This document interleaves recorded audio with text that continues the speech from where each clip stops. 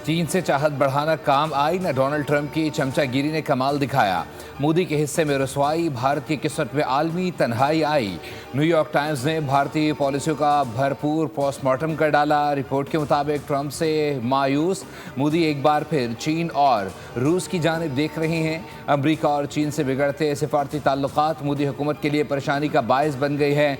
दो बड़ी ताकतों की बैक वक्त खुशनुदी डरावना ख्वाब साबित हुई। अब भारत तन्हाई का शिकार है।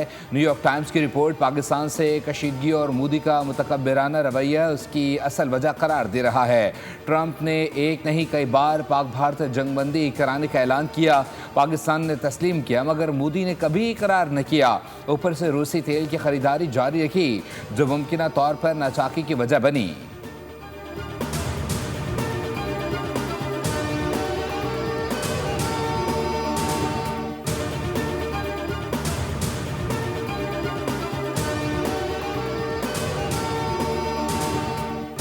ट्रंप ने एक और जंग रुकवा दी। अज़रबैजान और आर्मीनिया के दरमियान अमन मुआहदा करा दिया।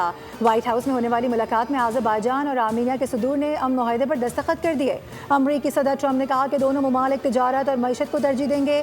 दोनों बड़ी जंग की जानिब जा रहे थे। मैंने कहा, लड़ाई नहीं, तिजारत करो। मैं जंगे नहीं चाहता, अमन और तिजारत चाहता हूँ। मैंने पाकिस्तान और भारत के दरमियान भी जंग रुकवाई। पाकिस्तान और भारत एटमी जंग के दहाने पर थे। कहा कि लड़ाई नहीं, तिजारत होनी चाहिए।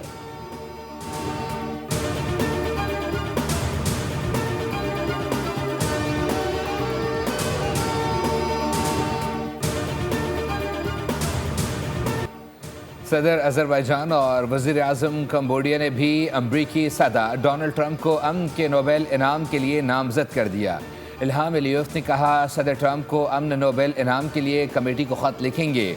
अमरीकी सदर अमन नोबेल इनाम के असल हकदार हैं। ट्रंप का शुक्रिया अदा करता हूँ कि पाबंदियाँ हटा दी। हमारे अवाम आज का दिन और ट्रंप का किरदार याद रखेंगे। आज तारीख़ी दिन है, अमन के लिए नया रास्ता खुला है। कंबोडियन वज़ीर आज़म ने कंबोडिया और थाईलैंड के दरमियान सरहदी तनाज़े को रोकने में ट्रंप की गैर मामूली क़यादत की तारीफ़ की। कहा, एक ख़त नॉर्वे की नोबेल कमेटी को भेजा गया है, जिसमें लिखा कि ट्रंप की बरवक्त मुदाखलत ने मुमकिन तबहकुन तनाज़े को रोका। अमरीकी सदर की कोशिशों की वजह से अमन मुमकिन हुआ। अमरीका के साथ मिलकर अमन और खुशहाली के लिए काम करेंगे।